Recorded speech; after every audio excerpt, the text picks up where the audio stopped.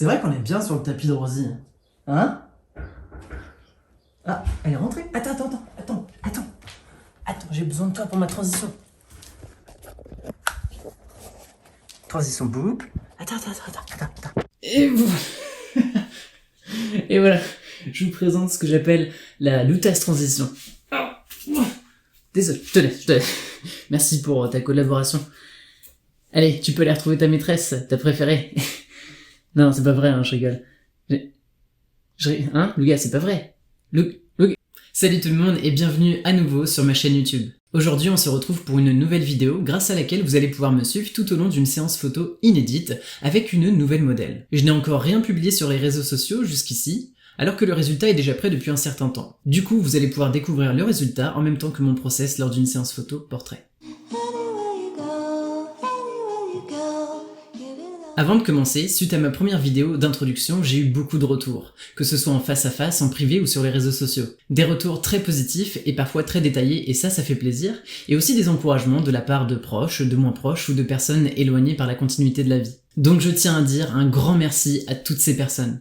Il y a beaucoup d'attentes sur ce que je vais faire avec cette chaîne, et bien que comme j'ai déjà dit ce sera une chaîne humble, je vais faire mon possible pour entretenir votre intérêt et pour que la qualité soit au rendez-vous. Bon, retournons au sujet de la vidéo. La séance photo que vous allez voir a été tournée bien avant ma toute première vidéo, avant même que je pose les bases de cette chaîne, et qu'on ait un couvre-feu à 18h. Tout simplement parce qu'il s'agissait de saisir une opportunité temporaire, l'opportunité d'avoir comme modèle une merveilleuse rencontre avant qu'elle retourne à Paris. Je n'avais pas encore eu l'occasion de vraiment tester mon iPhone 12 Pro Max, alors je me suis dit que ce serait l'opportunité de voir ce qu'il a dans le ventre lors d'une séance photo portrait, et de comparer le résultat avec mon réflexe professionnel, le Canon 5D Mark IV. À l'avenir, je ferai probablement un comparatif plus minutieux des différences entre les photos portraits de l'iPhone et du Canon, avec des plans identiques. Ce que je n'ai pas fait là, car ça demande une certaine démarche rigoureuse et pas forcément fun. Et là, il faisait froid, je n'avais pas forcément envie d'embêter ma modèle avec ça, j'ai donc fait la séance photo comme à mon habitude, en prenant l'iPhone quand ça me semblait pertinent. Avant de lancer, je précise juste que la séance photo a été filmée avec l'iPhone. Dans un souci d'efficacité, j'ai utilisé le mode vidéo natif de l'iPhone. C'est plus simple, on appuie sur le bouton, ça filme tout en automatique et en Dolby Vision. C'est lui-même qui gère sa colorimétrie et son exposition, ce qui fait que ça n'est pas forcément adapté à la retouche colorimétrique derrière. Mais comme j'aime bien avoir un peu de contrôle là-dessus, j'ai quand même essayé. C'est pas fou, mais ça va. C'est pas très pratique à retoucher, mais c'est pratique pour filmer. Toujours est-il que dans une prochaine vidéo, je vous montrerai comment exploiter au maximum l'iPhone en vidéo, avec des réglages manuels et des techniques se rapprochant des professionnels, et vous verrez, c'est super intéressant. Bon, on a assez parlé, on y va. Et c'est parti, on se retrouve pour cette séance photo dans un lieu que j'apprécie beaucoup, c'est calme, c'est reposant, c'est pas forcément la meilleure saison pour en profiter, mais ça a tout de même beaucoup de charme. C'est parti, allons jeter un petit coup d'œil.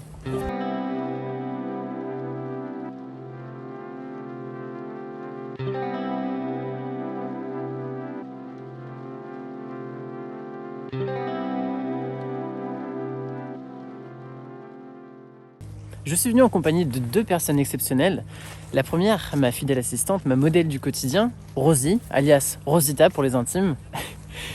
Rosie, juste ici, voilà. Et c'est elle qui va filmer pendant toute la durée de la séance. Je vais donc lui donner ça et je lui dis un grand merci. Tiens Rosie.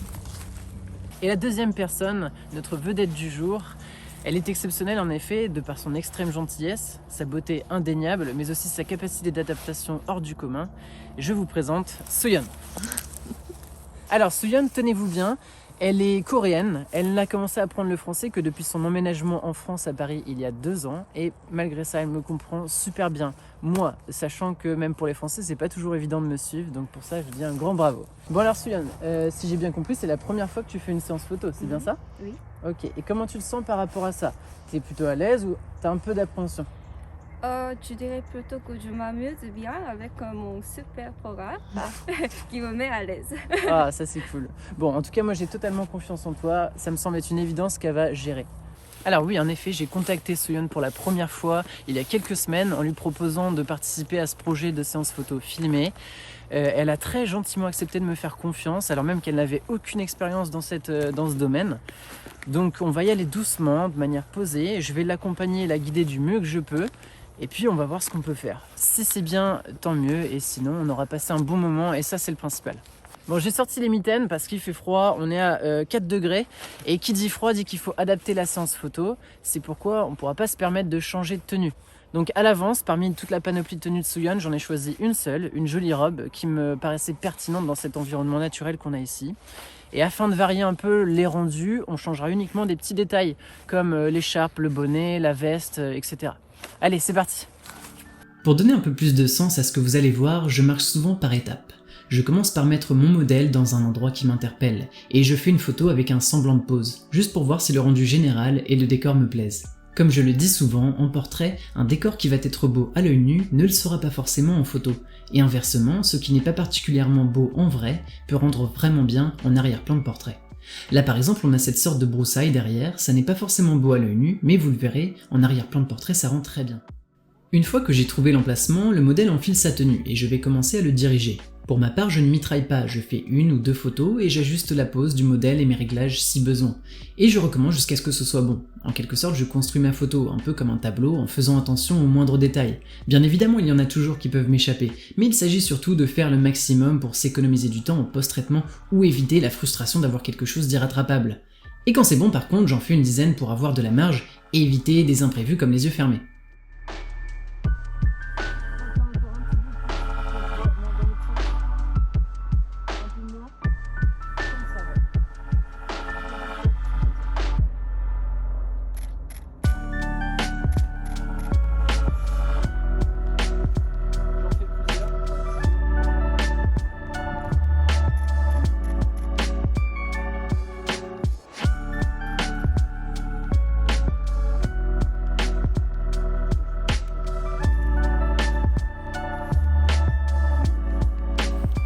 Alors tu vas pouvoir te remettre dans la même position, voilà, pense bien à ta main légèrement sur le côté, ouais, comme ça, très bien. Oh, il est cool ce téléphone! Ah, il est tellement cool! Donc là on est en mode portrait, c'est bien, l'HDR il est mis, ok. Je fais mes petits tests, c'est très bien comme ça, Sooyeon.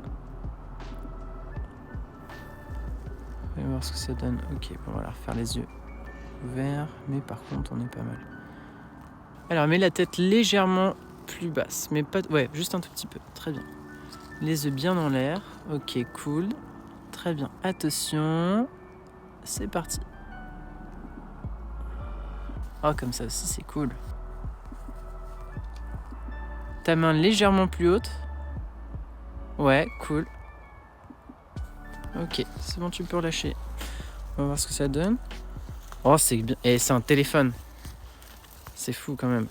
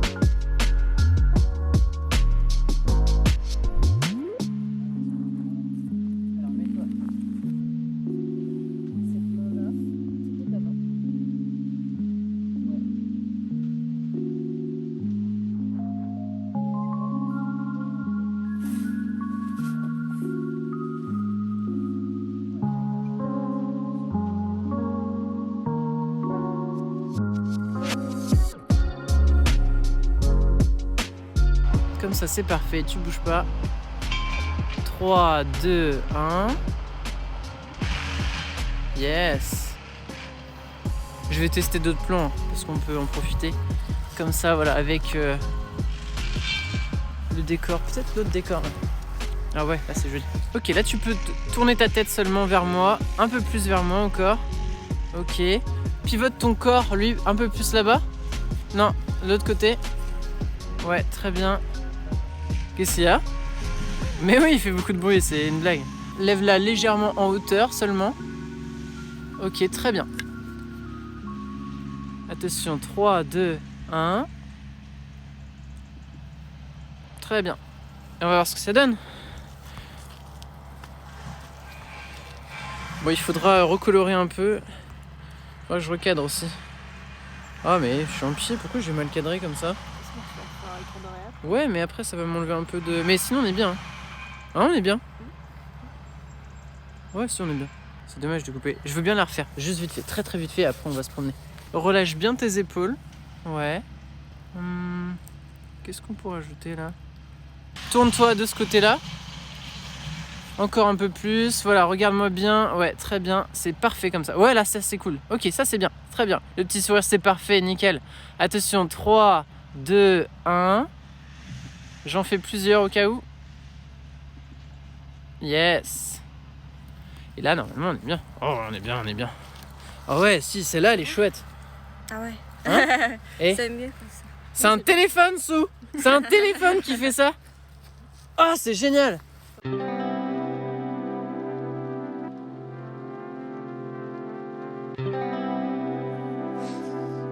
Ouais, alors dans l'idée, c'est pas... ça, ce sera la fin de la vidéo.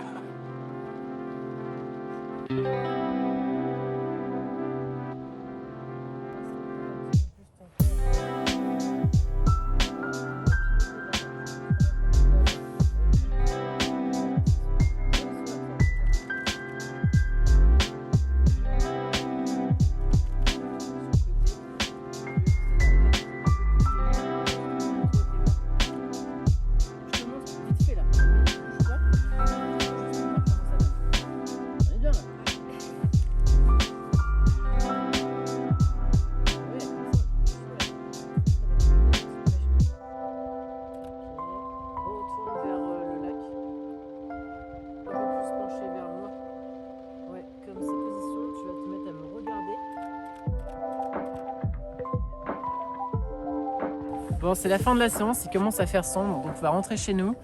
Comment t'as trouvé cette expérience du coup, Sou? C'était très fun que j'ai même oublié le froid. Ouais. Bon, en tout cas, moi j'étais très content de faire cette première séance avec toi. Ça m'a fait très plaisir, ça me motive dans le fait de réitérer cette expérience peut-être à Paris, la prochaine fois avec toi, et puis avec d'autres personnes évidemment. Donc on va faire un petit débrief de tout ça. Normalement, je vous en ai montré quelques-unes de photos. Mais je vais faire le point à la maison évidemment. Allez, c'est parti. Nous revoilà à la maison. La vidéo est déjà assez longue, donc je ne m'attarderai pas sur ma manière de traiter les photos. On verra ça dans une prochaine vidéo.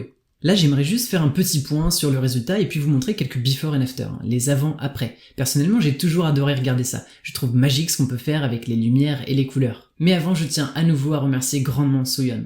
Comme je l'ai dit plus tôt, elle n'avait jamais fait ça, et pourtant elle s'est montrée super investie et très professionnelle, autant dans la préparation de la séance quelques jours plus tôt que pendant la séance en elle-même. C'était un vrai travail d'équipe, on était en phase, elle comprenait ce que je lui demandais très rapidement, sans que j'ai besoin moi-même d'imiter les poses ou de m'expliquer longuement. J'irais même jusqu'à dire que c'est une des personnes les plus efficaces et agréables avec lesquelles il m'a été donné de travailler, alors qu'elle n'a jamais fait ça. C'est fou.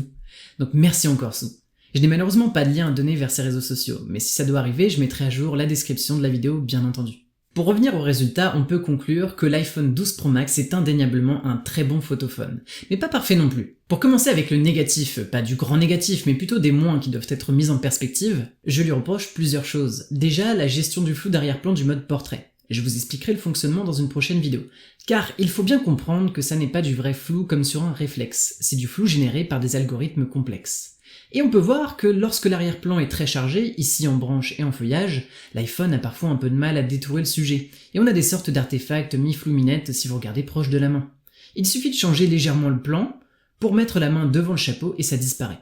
Mais je n'ai quand même pas retouché la photo car je n'avais pas fait attention au chapeau qui était trop plat. Un détail qui m'a échappé, ça peut arriver comme je vous le disais plus tôt.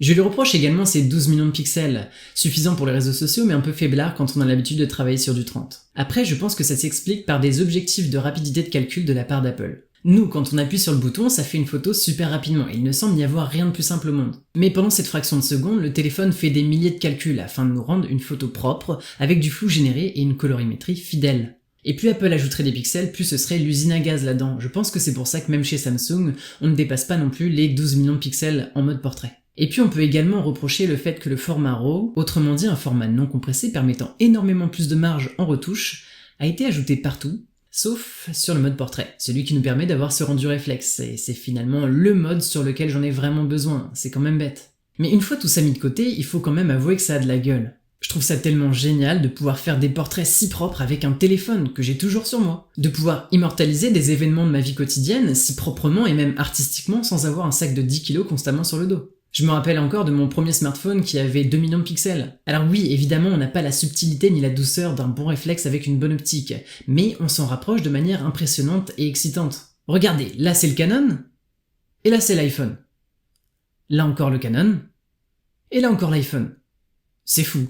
Pour conclure cette vidéo, le jour où les photographes pourront se contenter d'un téléphone qui loge dans leur poche n'est pas arrivé, et il n'arrivera peut-être jamais. Mais c'est intéressant de voir qu'on se rapproche d'un rendu pro au fur et à mesure des années, et c'est surtout très prometteur pour l'avenir. C'est mon premier téléphone Apple, la première fois que je quitte Android, et je n'ai aucun regret. En dehors d'un téléphone, c'est un outil créatif exceptionnel, ultra complémentaire avec l'iPad Pro et avec un panel d'applications très performantes, qui rendent parfois même l'ordinateur dispensable. C'est un outil professionnel grâce à ses applications justement, mais aussi à son OS simple et tellement efficace. C'est également un outil de culture sans précédent pour ma part grâce à iTunes, qui ouvre les portes à une médiathèque sans limite. On peut acheter régulièrement et légalement des films qui datent de moins d'1 an, en 4K, Dolby Vision, avec bonus, etc. pour seulement 5€. Et en même temps, ça me permet de faire une des choses qui me plaît le plus au monde, capturer des images. Voilà, on arrive à la fin de cette vidéo, merci à tous ceux qui ont tenu jusqu'ici. J'ai déjà en tête la thématique de la prochaine vidéo, en collaboration avec Rosie, une mini-séance photo inspirée d'une série télé exceptionnelle, autant d'un point de vue artistique que scénaristique, et qui a aussi permis d'informer et de faire évoluer les mentalités sur certains sujets de société importants. Je sais pas encore si on va réussir, on verra bien. Je vous laisse deviner pour la série visée, n'hésitez pas à mettre vos suppositions en commentaire ainsi que ce que vous avez pensé de la vidéo. Vous avez été au top la dernière fois pour mettre des pouces bleus sur la vidéo et pour la partager avec vos proches, j'étais super impressionné. Et pour ça je vous dis encore un grand merci. Alors je vous laisse refaire la même chose si cette vidéo vous a plu tout autant, et vous abonner pour ceux qui ne l'ont pas déjà fait, ce sont des petits gestes qui aideront à donner de la visibilité à la chaîne. Sur ce, à la prochaine, et prenez soin de vous. Sou, t'es génial. C'est génial aussi. Oh